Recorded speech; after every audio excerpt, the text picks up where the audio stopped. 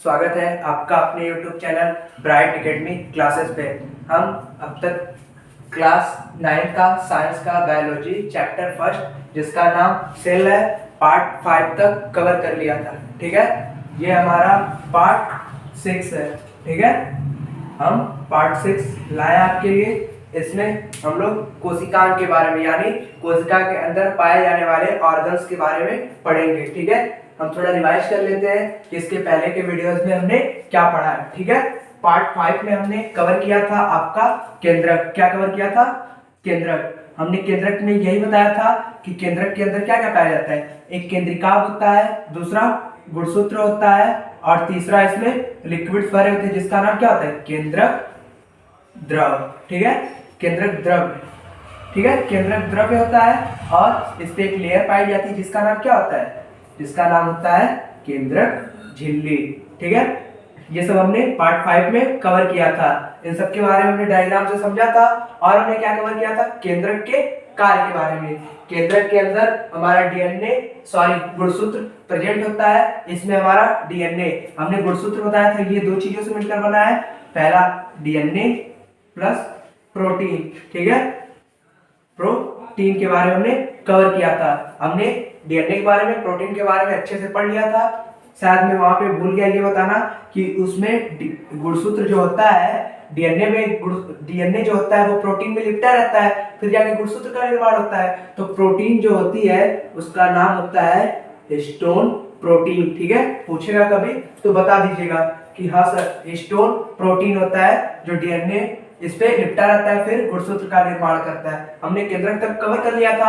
अब हम देखेंगे ऑर्गन्स के बारे में। क्या देखेंगे? ऑर्गन्स। ठीक है, एक बहुत बेसिक सा डिफिनेशन पूछता है, कोशिकांग की डिफिनेशन। क्या पूछता है? कोशिकांग।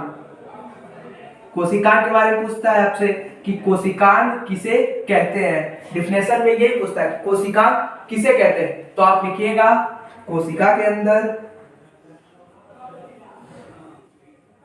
कोशिका मतलब सेल के अंदर पाए जाने वाले, कोशिका के अंदर पाए जाने वाले अंगों को कोशिकांग कहते हैं। ठीक है, कितना आसानी से कह दिया हमने, कोशिकांग कहते हैं। ठीक है, ऐसे लिखिएगा, हेडिंग डालिएगा कोशिकांग, तो लिखिएगा कोशिका के अंदर पाए जाने वाले अंगों को कोशिकांग कहते हैं। फिर लिख लीजिएगा जैसे माइटोकॉन्ड्रिया। ठीक है, माइटोकॉन्ड्रिया लिख लीजिएगा। फिर लिख लीजिएगा गोल्गी बॉडी। फिर लिख लीजिएगा लवक। लवक किसमें प्रेजेंट होगा? प्लांट्स में। किसमें? प्लांट्स में। फिर क्या होगा? और भी है सर, ईआर यानी एंडोप्लाज्मिक रेटिकुलम। ईआर कितने टाइप का होता है? 2 टाइप का। आगे के वीडियोस में हम पढ़ेंगे। दूसरा पहला होता है एसईआर और दूसरा क्या होता है? आरईआर। ईआर मतलब एंडोप्लाज्मिक रेटिकुलम, एसईआर मतलब स्मूथ, स्मूथ मतलब मुलायम जिसको बोलते हैं चिकनी। ईआर मतलब होता है एंडोप्लाज्मिक रेटिकुलम यानी अंतःप्रद्रवी जालिका, इसको बोलेंगे एसईआर मतलब चिकनी अंतःप्रद्रवी जालिका। आर मतलब रफ एंडोप्लाज्मिक रेटिकुलम यानी खुरदुरी अंतःप्रद्रवी जालिका। हम देखेंगे क्यों ये चिकनी होती है, क्यों खुरदरी होती है आगे वाले पार्ट्स में। ठीक है, ऐसे हेडिंग डालिएगा कोशिकांग, फिर लिखिएगा कोशिका के अंदर पाए जाने वाले अंगों को कोशिकांग कहते हैं। फिर लिखिए गोल्गी बॉडी, लवक, ईआर, ईटीसी कर लीजिए यानी एक्सेट्रा और आदि। ठीक है, इसका स्क्रीनशॉट लीजिए आप। अब हम देखेंगे एक कोशिकांग उठाएंगे, उसके बारे में पढ़ेंगे टॉपिक वाइज। ऐसे ऐसे एक एक कोशिकांग को उठा के पढ़ते चलेंगे। ठीक है, हम यहाँ फिगर बना देते हैं। ये रहा हमारा कोशिका, इसमें रहा हमारा केंद्रक और ये रहा केंद्रिका। इसमें हमारा लिक्विड भरा है, ये हमारा केंद्रक द्रव और इसमें हमारा गुणसूत्र है। ठीक है, ये केंद्रक झिल्ली है और ये हमारा कोशिका झिल्ली है। ये हमारा कोशिका झिल्ली है, ये केंद्रक झिल्ली है और ये केंद्रक है। ठीक है, इसके अंदर भी लिक्विड भरा होता है कोशिका झिल्ली के अंदर, जिसको हम लोग नाम क्या दिए थे? कोशिका द्रव्य। इसी कोशिका द्रव्य और केंद्रक द्रव्य के मिलने से किसका निर्माण हुआ था? जीव द्रव्य का, जिसकी खोज किसने की थी? पुरकिंजे ने। अब हम कोशिकांग देख रहे हैं, तो सबसे पहला कोशिकांग देखेंगे माइटोकॉन्ड्रिया। क्या देखेंगे? माइटोकांड्रिया, ऐसे बना लीजिएगा।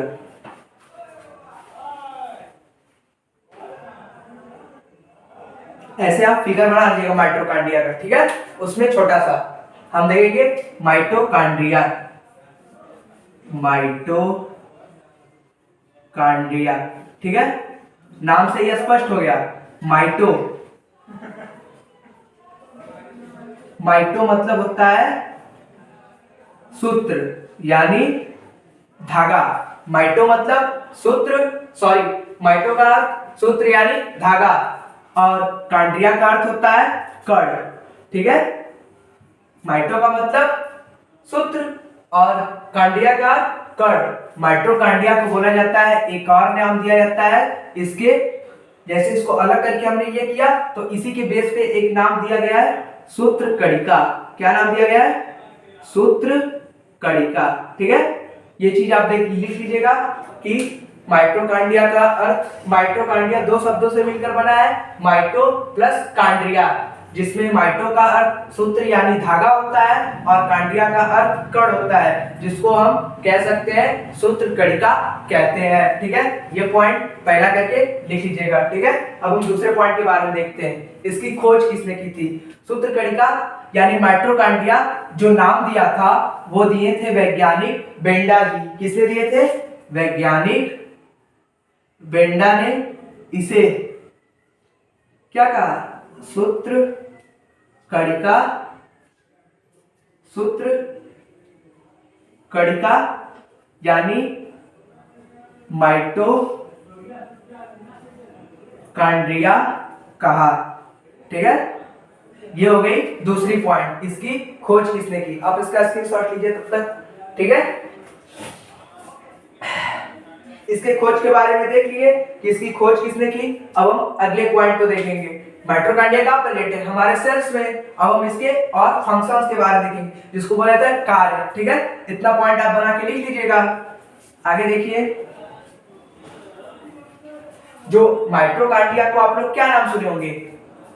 कोशिका का ऊर्जा घर बोला जाता है इसको। हम देखेंगे क्यों बोला जाता है, ठीक है। ऊर्जा घर यानी पावर हाउस। इसको पावर हाउस क्यों बोला जाता है? क्योंकि जो माइटोकांड्रिया होता है वो हमारे सेल में प्रेजेंट होता है, और जब हम श्वसन की क्रिया करते हैं, श्वसन की क्रिया के दौरान जो माइटोकांड्रिया होता है वो एटीपी से क्या निर्माण करता है? एटीपी। ये होती है ऊर्जा। क्या होती है? ऊर्जा, जो कहाँ प्रेजेंट होता है? सेल में। सेल का कौन सा भाग ऊर्जा का निर्माण करता है यानी एटीपी का? माइटोकांड्रिया। अब बात आती है सर एडीपी, और एटीपी क्या है? एडीपी मतलब होता है adenosine, adenosine diphosphate, diphosphate, और इसका मतलब एडिनोसिन ट्राई फास्फेट, ठीक है। ये ट्राई मतलब 3 होता है और डाई मतलब 2 होता है। एटीपी का फुल फॉर्म पूछेगा कोई, एडिनोसिन डाई फास्फेट, और एडीपी का पूछेगा तो एडिनोसिन डाई फास्फेट बताइएगा, और एटीपी का पूछेगा तो एडिनोसिन ट्राई फास्फेट। हमने इसे क्यों बताया? ये जानिए कि जो माइटोकांड्रिया होता है वो श्वसन क्रिया के दौरान एडीपी को एटीपी में बदलता है, जिससे कोशिका को ऊर्जा मिलती है, और कोशिका अपने कार्य को नियंत्रित करता है और अपने कार्यों को करता रहता है। इसीलिए कोशिका का ऊर्जा घर यानी पावर हाउस ऑफ सेल किसे बोला जाता है? माइटोकांड्रिया को बोला जाता है, ठीक है। इतना क्लियर हो गया? इसका स्क्रीनशॉट लीजिए, ठीक है। तब हम आगे देखते हैं, मिटा देते हैं।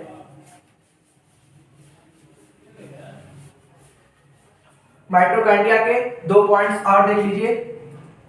पहला लिख लीजिएगा, यह दोहरी झिल्ली वाली होती है, ठीक है। यह दोहरी झिल्ली वाली होती है, यानी इसमें कितने लेयर्स मौजूद होते हैं? 2 लेयर्स। कोई पूछेगा कोशिका के ऐसे ऑर्गन्स का नाम बताइए जिसमें 2 लेयर्स होते हैं। तो आप बोलिएगा माइटोकॉन्ड्रिया होता है जो 2 लेयर्स का होता है, मतलब इसमें 2 परत पाई जाती है, यानी दोहरी झिल्ली वाला होता है। पहली लेयर फिर दूसरी लेयर, ये दोहरी झिल्ली वाली होती है। एक पॉइंट और देख लीजिए, ठीक है। ये क्या करता है, अपना भोजन खुद बनाता है। माइटोकॉन्ड्रिया जो होता है वो अपना भोजन क्यों बनाता है, क्यों बनाता है? क्योंकि इसमें डीएनए व राइबोसोम होता है। क्या होता है? डीएनए व राइबोसोम खुद का होता है। खुद का मतलब सेल का ही होगा, यानी जो माइटोकॉन्ड्रिया होता है उसमें डीएनए व राइबोसोम होते हैं, जिसके कारण ये अपना भोजन खुद बनाता है। ठीक है, हम क्या लिखेंगे? माइटोकॉन्ड्रिया के बारे में 2-3 पॉइंट पहले लिखा दिया, अब 2 पॉइंट ये लिखिएगा कि यह दोहरी झिल्ली वाली होती है, यानी इसमें 2 लेयर्स पाए जाते हैं। फिर दूसरा पॉइंट लिखिएगा कि इसमें डीएनए व राइबोसोम पाए जाते हैं, जिसके कारण ये अपना प्रोटीन खुद बनाते हैं, यानी भोजन खुद बनाते हैं। ठीक है, ये इसके कार्य हो गए और इसके बारे में देख लीजिए। ठीक है, एक कार्य और इसके देख लीजिए जल्दी से। ठीक है, माइटोकॉन्ड्रिया का एक कार्य देखिए जल्दी से, पूछेगा माइटोकॉन्ड्रिया के कार्य। तो एक इंपॉर्टेंट कार्य है